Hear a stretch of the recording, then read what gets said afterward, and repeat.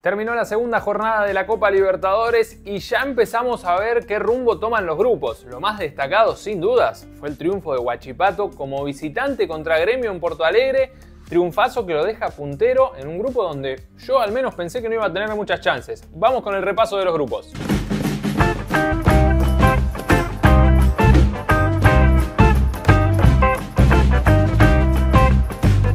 Y empezamos por el grupo A, donde tuvimos dos victorias de equipos locales. Cerro Porteño venció 1-0 a Alianza Lima y Fluminense 2-1 a Colo Colo. Empecemos por el partido del campeón Fluminense, que en el Maracaná recibía un Colo Colo en alzas. Colo Colo que salió a jugar de igual a igual con ese típico 4-3-3 que dispone Almirón desde su llegada. El Flu arrancó ganando con un golazo de Marquinhos, gol de PlayStation, enganchó desde afuera del área, le pegó cruzado al ángulo.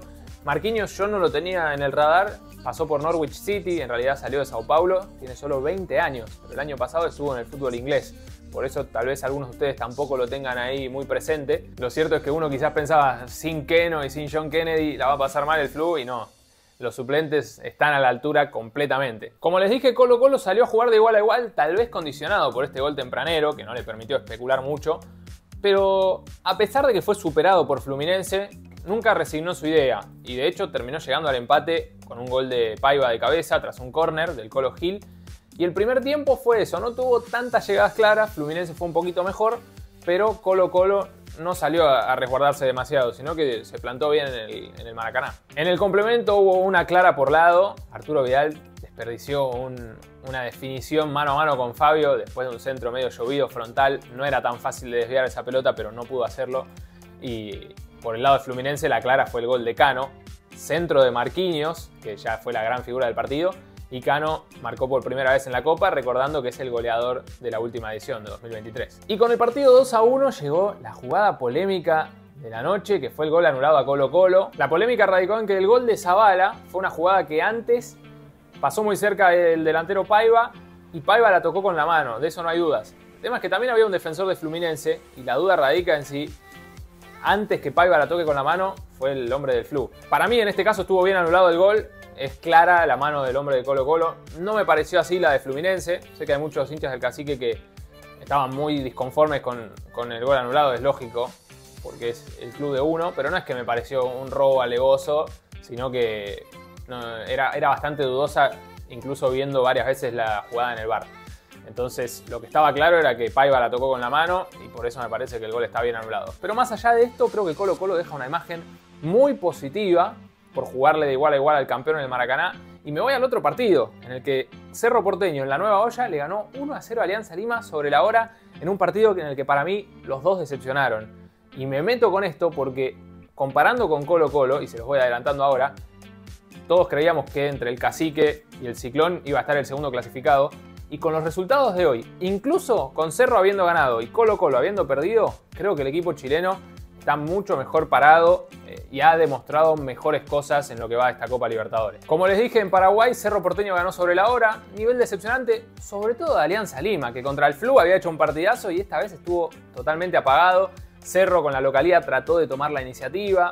No es que se lo llevó por delante, no es que generó demasiadas situaciones de gol, pero termina ganando sobre la hora. Y si hacemos un poco de memoria, el miércoles pasado perdió sobre la hora con Colo Colo. Así que en el balance termina saliendo favorecido, porque si no hubiera perdido con Colo Colo ni ganado sobre la hora, tendría 2 puntos por los 2 empates y de esta manera suma 3 con la victoria de Alianza Lima. Así que se lleva un puntito más con estos goles sobre la hora. Dos cosas para mencionar. La primera es que Jean, el arquero de Cerro Porteño, tuvo una tajada clave justo antes del gol del Ciclón, así que vale por 2 esa tajada.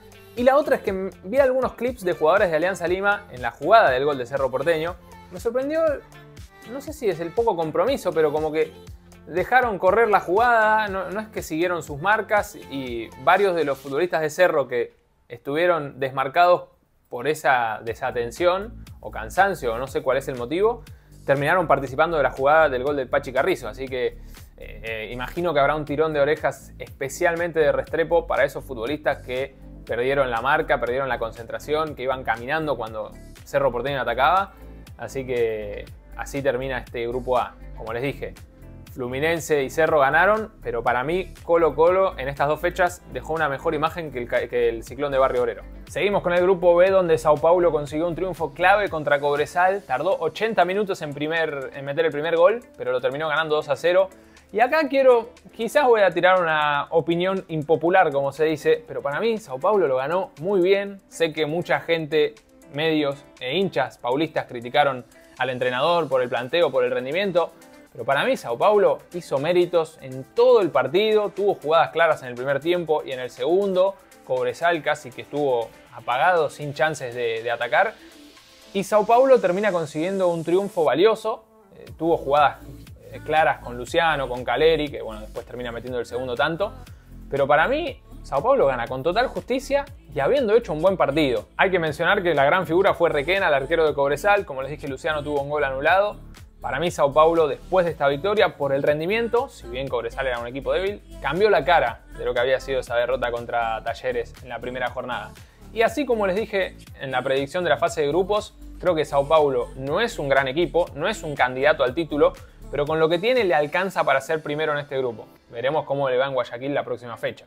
Y justamente hablando de Guayaquil, podemos decir que Barcelona y Talleres jugaron un partidazo, terminó 2-2, muy equilibrado, llegadas de los dos lados.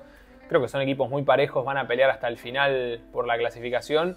Y por eso lo que pasó la semana pasada es clave, porque Talleres le ganó a Sao Paulo, puntos muy difíciles, y Barcelona sufrió sobre el empate de Cobresal sobre la hora. Esos dos puntos quizás se lo puede lamentar más adelante.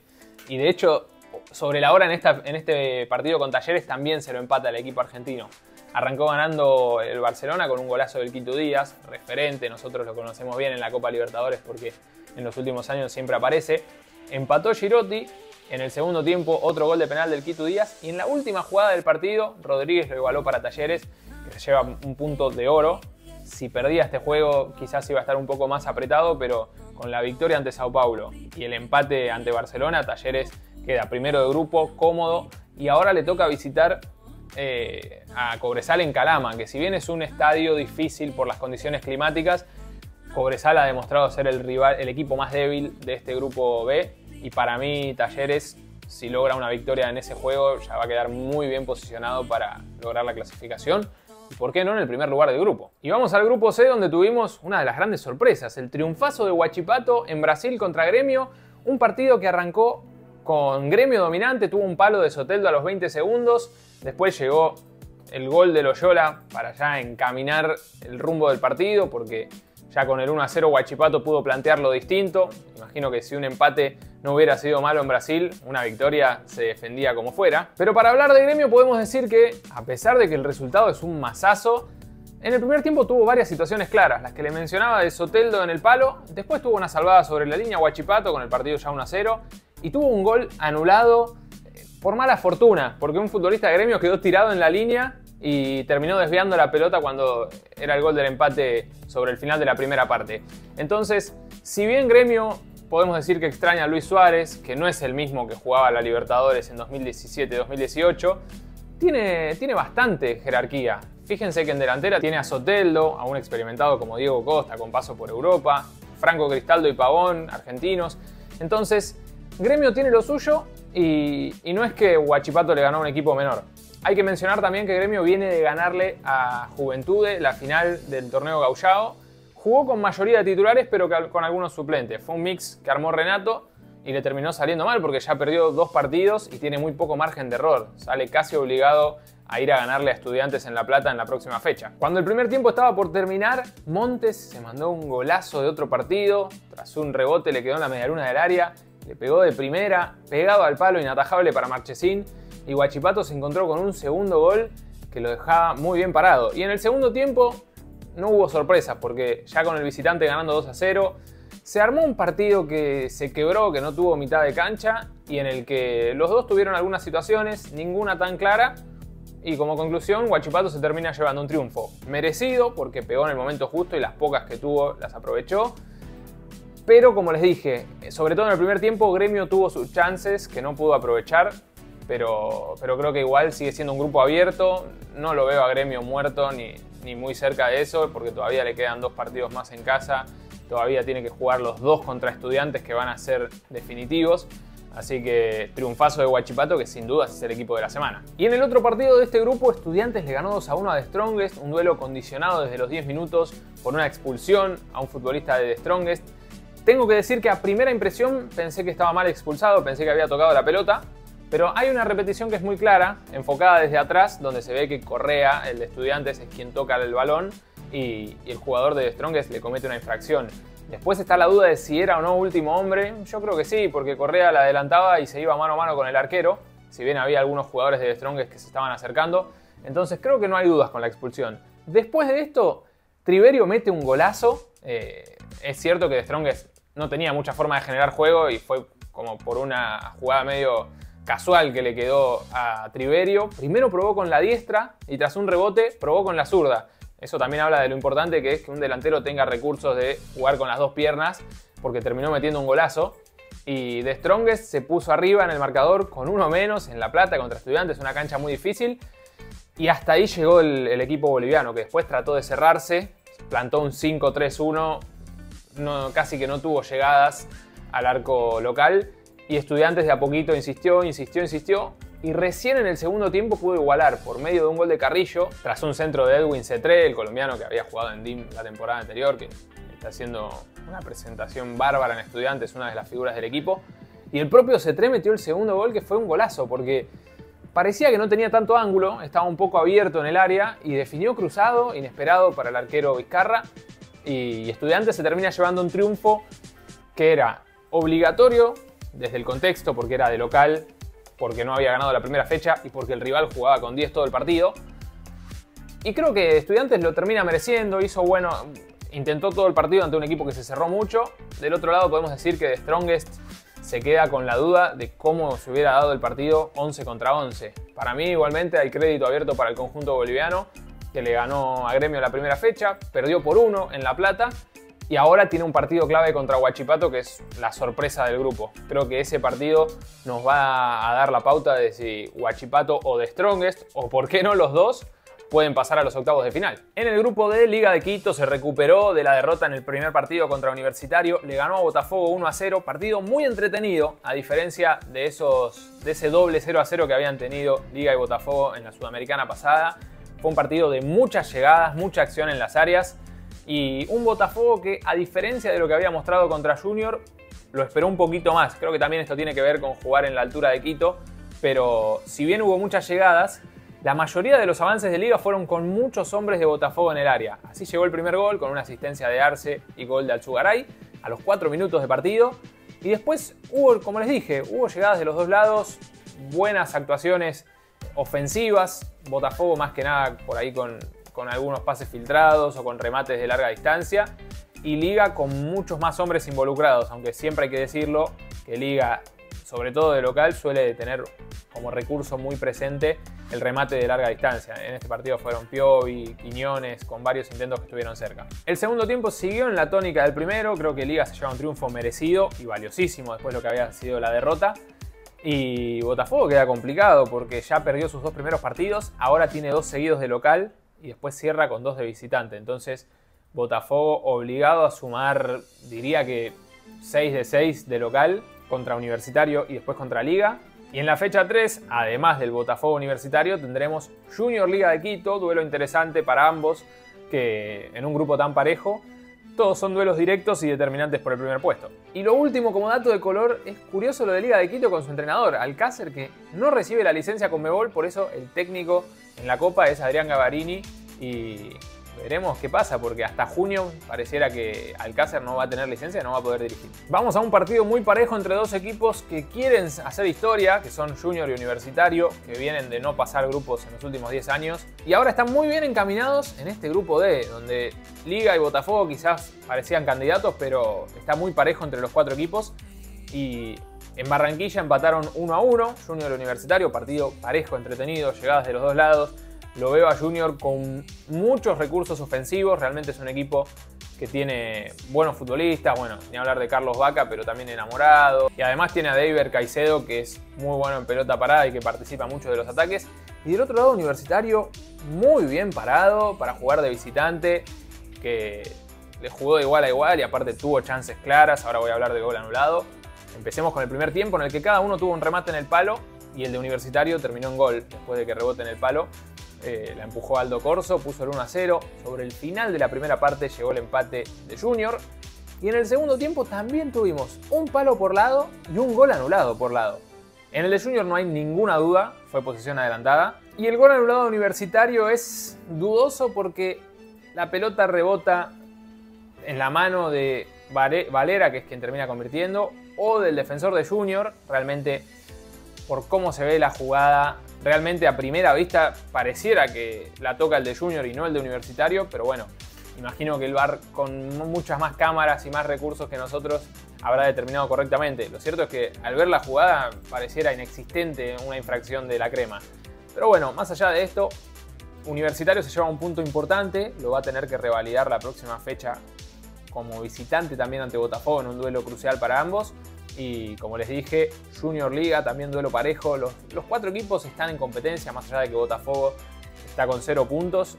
Todavía creo que todos los partidos van a ser muy parejos y entretenidos en este grupo D. En el grupo E, Flamengo volvió a la victoria, le ganó 2-0 a Palestino.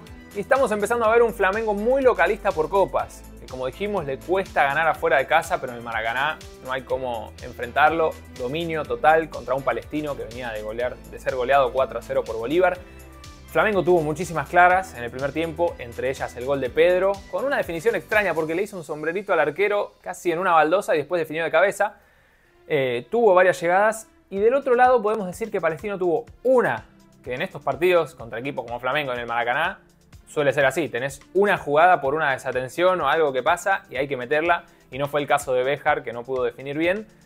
En el descanso, bueno, el primer tiempo terminó 1-0. En el complemento, Palestino se animó un poquito más, obligado por el resultado. Tuvo alguna que otra llegada, no fueron tan claras.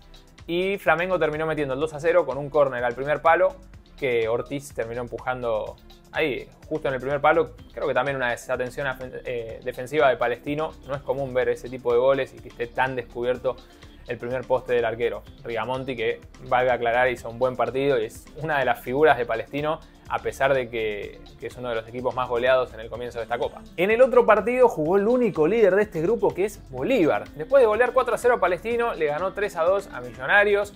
Para mí, rivales directos por el segundo puesto. Bolívar hoy dio una vez más una muestra de carácter. Demostró que la Libertadores la juega en serio, que es un equipo que se empieza a identificar con la copa, aunque sea el plantel reciente, que llegó a cuartos en 2023. Arrancó ganando con un gol de Sagredo. A los pocos minutos Francisco da Costa metió un golazo porque amagó desde afuera del área, se sacó un hombre de encima y definió bajo al primer palo. Realmente inatajable para Montero. Con el partido 2-0, una expulsión indiscutible para un hombre de Bolívar por una patada al pecho que fue encima segunda amarilla. Y a partir de ahí uno podría pensar que Millonarios podía ponerse en partido, pero no fue así, porque Bruno Savio metió el 3-0 para Bolívar, ya con un hombre menos. Realmente un Millonarios desconocido, que había dado una buena muestra contra Flamengo, pero en este partido no encontró la vuelta. Y recién Leo Castro pudo descontar sobre el final del primer tiempo. En el complemento, el equipo boliviano lógicamente tuvo que resguardarse un poco más. No sufrió tanto, hay que decir que a los 25 minutos hubo un penal para Millonarios y tampoco, sin dudas, o sea, no hubo ninguna polémica arbitral para mí en este caso.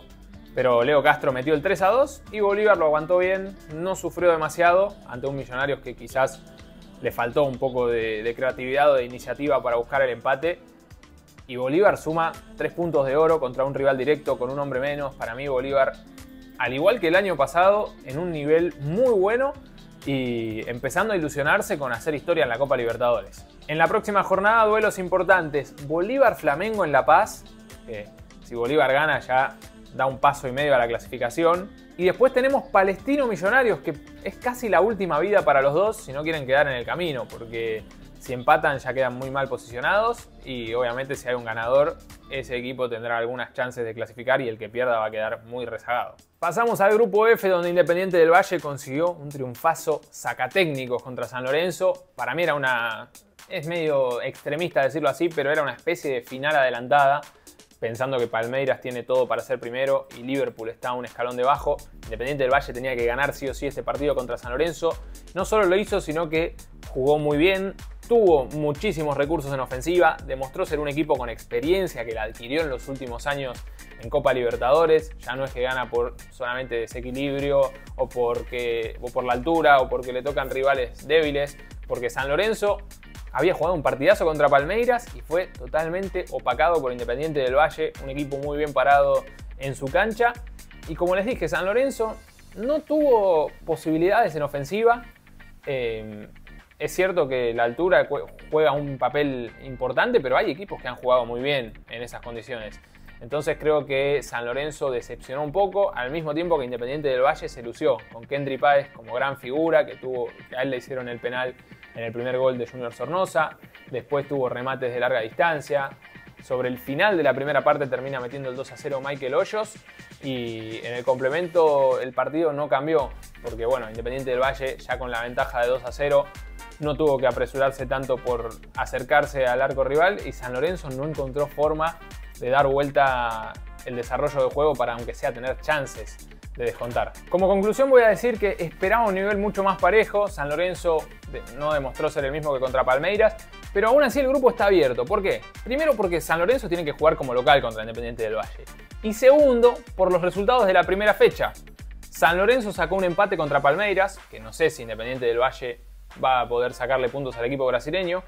Y por el contrario, los ecuatorianos empataron en Uruguay y San Lorenzo tal vez pueda ganar en Montevideo contra Liverpool y ahí sacar un poquito de ventaja contra Independiente del Valle. En el otro partido del grupo, el más fuerte Palmeiras recibía al más débil Liverpool. La sorpresa fue total porque a los 3 minutos los uruguayos se pusieron en ventaja. Es cierto que fue un gol atípico porque fue un tiro libre. Weberton dio rebote y la empujó Rosso para poner el gol del equipo charrúa. Después fue todo de Palmeiras, que viene de ser campeón paulista y ahora ganó con justicia, es lo cierto. Le costó bastante porque Liverpool se aferró a ese 1-0. Recién sobre el final de la primera parte llegó el empate de Aníbal Moreno tras un córner. En el segundo tiempo también fue todo de Palmeiras, gol de José López. Y el tercer gol fue de Estevao, de 16 años. Yo es la primera vez que lo escucho nombrar, quizás alguno con mayor conocimiento lo tiene más presente, pero para mí es una sorpresa total. Y metió el 3-1 para que Palmeiras se acomode un poco en este grupo. Creo que será interesante ver la próxima jornada porque, como les dije, todo pareciera estar entre Independiente del Valle y San Lorenzo por el segundo puesto, pero con los rendimientos de esta jornada en particular me da a pensar algo distinto, que Liverpool le puede pelear a San Lorenzo por ese tercer lugar y además que Independiente del Valle le puede pelear a Palmeiras por el primero, que de hecho en este momento están 4 puntos para los dos de arriba y 1 punto para los dos de abajo. Así que grupo entretenido, se está desequilibrando un poco más de lo que yo esperaba, pero no deja de ser atractivo. Peñarol consiguió un triunfazo en el grupo G, 5-0 a Caracas, un triunfo que no resiste mucho análisis deportivo, táctico, porque bueno, el equipo venezolano es muy inferior. Ya había sido goleado de local 4-1 por Atlético Mineiro, ahora 5-0 por Peñarol. No está para competir en esta Copa Libertadores, creo que va a terminar último sin ninguna sorpresa. Pero para Peñarol es un triunfo clave, un 5-0 importantísimo desde lo anímico, porque ahora tiene que viajar a Brasil. Diego Aguirre, que consigue una victoria en su regreso al campeón del siglo por Copa Libertadores. Peñarol con 14 partidos invicto de local en este certamen. Y además esta victoria le permitió cortar una racha de 7 derrotas consecutivas en copas internacionales, recordando que había perdido con Central la primera fecha y que en 2023 perdió los 6 partidos del grupo de Copa Sudamericana. Entonces, desde lo futbolístico, obviamente, Peñarol fue superior, tuvo recursos, herramientas para llegar por todos lados ante un rival muy débil, pero para mí este triunfo es importante desde lo anímico y porque Peñarol, más allá del contexto, siempre mantiene algo que es la fuerte localía. Necesita sumar afuera porque si no, ya quedó demostrado que no le alcanza. En el otro duelo, Atlético Mineiro y Rosario Central jugaron un partido más parejo de lo que yo esperaba. Si bien ganó el equipo de Belo Horizonte, el trámite fue equilibrado, se abrió con un golazo por un pase magistral de Hulk filtrado que lo dejó mano a mano a Scarpa. En realidad no sé si mano a mano, entrando al área por derecha, pero enganchó y definió cruzado el ex hombre de Palmeiras, que tiene muy buena técnica, muy buena pegada. Y con ese antecedente, con ese condicionante, el segundo tiempo fue mucho más abierto. Primero porque los equipos brasileños proponen un fútbol bastante abierto. Y segundo porque Rosario Central, estando perdiendo, salió más obligado y tuvo que dejar algunos espacios en el fondo. Lo cierto es que en el complemento, Giacone recuperó una pelota por derecha en ataque y le terminó dando un pase a Malcorra para meter el 1-1. casi en el mismo lugar donde Scarpa había pateado para el gol de Atlético Mineiro. Y sobre el final, Atlético Mineiro hizo una muy buena asociación por izquierda para meter el 2-1, gol de Paulinho, y llevarse un triunfo clave. Yo creo que igualmente Atlético Mineiro, aunque hubiera empatado este partido, iba a clasificar. Para el Galo no es vital, pero sí para Rosario Central era clave conseguir este puntito, porque va a estar muy ajustado con Peñarol, desde mi punto de vista, para la pelea por el segundo lugar. Quiero nombrar algo más, que es la polémica por un penal a Central en la última jugada. No es que me quiero hacer el tonto, pero directamente les digo lo siguiente. Leyendo opiniones del hincha en general, mucha gente dice que fue penal, mucha gente dice que no. Ya eso te da la pauta de que si la opinión del público está tan dividida, es porque es una jugada de interpretación y bueno, algunos acusaban un codazo, otros dicen que fue un movimiento natural, y yo creo que al ser de interpretación, cualquier cosa que se decida no es cuestionable. Y vamos al grupo H, donde River en el cierre de la jornada le ganó 2-0 a Nacional. Un River correcto, que dejó una imagen mucho mejor que la que había dado en Venezuela contra Deportivo Táchira. Del otro lado, Nacional, que no hizo un buen partido. A ver, contra Libertad había jugado un partidazo, había dado para mí una sorpresa porque encontró muy buen funcionamiento. En el Monumental, Nacional no jugó bien, pero creo que le queda un consuelo o un buen pensamiento, que es decir, en un mal partido y en una cancha tan difícil como el Monumental contra River, Nacional fue competitivo y estuvo perdiendo 1-0 hasta el final. No es que River lo pasó por arriba. Entonces, River se lleva un triunfo merecido, dando una buena imagen, pero creo que para Nacional quedan puertas abiertas para pelear sin dudas por la clasificación en este grupo. ¿Qué podemos decir del partido? Claudio Echeverri lo abrió con un golazo. Ya había sido la figura en Venezuela y ahora se ganó la titularidad y respondió con un golazo de afuera del área. River tuvo varias claras. En el lado de Nacional fue Évere, el nigeriano, que tuvo 2 o 3 situaciones. No sé si fue por malas decisiones o malas ejecuciones, sino que hay una jugada clara en la que le queda muy incómodo para definir, otra en la que se saca un hombre de encima y define con Armani muy encima, sin muchas chances de definir a un palo o acomodar la pelota. Entonces, Nacional tampoco se puede reprochar demasiado ni decir perdimos porque Évere erró los goles. Creo que no es así. El arquero Luis Mejía hizo un muy buen partido y River sigue líder con puntaje perfecto y es el único equipo que no recibió goles en lo que va de esta Copa Libertadores. Y bueno, del otro partido podemos decir que Libertad recibía a Táchira, un Libertad golpeado después de dar una imagen muy mala en Montevideo, pero jugó muy bien.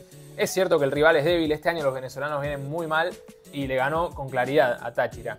Tampoco voy a hacer un análisis muy profundo, pero Libertad fue superior de principio a fin, tuvo las mayores llegadas. El equipo venezolano no encontró mucha oportunidad de descontar y Libertad se termina llevando un 3-0 clave, no solo desde lo anímico, sino también desde la diferencia de gol, porque puede ser fundamental en ese mano a mano que uno imagina que habrá entre Nacional y Libertad por el segundo puesto. La próxima fecha, Libertad recibe a River, duelo que si el Gumarelo saca algún puntito puede hacer la diferencia. Y Nacional es local contra Deportivo Táchira, obligado obviamente a sumar de a 3 para no quedar rezagado en ese tercer lugar. Por parte de Táchira, bueno, tiene que salir a buscar la victoria en Uruguay y yo creo que está muy complicado para pelear siquiera por el tercer lugar y el pase a la Copa Sudamericana. Llegamos al final del análisis de esta fecha 2 de la fase de grupos. La semana que viene no hay Copa Libertadores, así que vamos a poder analizar un poquito más la previa de la jornada 3 con un video de la semana que viene. Pero bueno, este es mi análisis de lo que fue la segunda jornada. Para mí, muy buenos partidos, hubo sorpresas, hubo buenos rendimientos. Y lo interesante es que muchos países tienen equipos con buenas chances de pasar a octavos de final. Dejen en sus comentarios qué les pareció esta jornada. Como siempre les respondo y me gusta mucho el ida y vuelta con ustedes, leer sus comentarios y también responderles porque muchas veces no estamos de acuerdo. Así que les mando un abrazo grande a todos y seguimos atentos a la Copa Libertadores.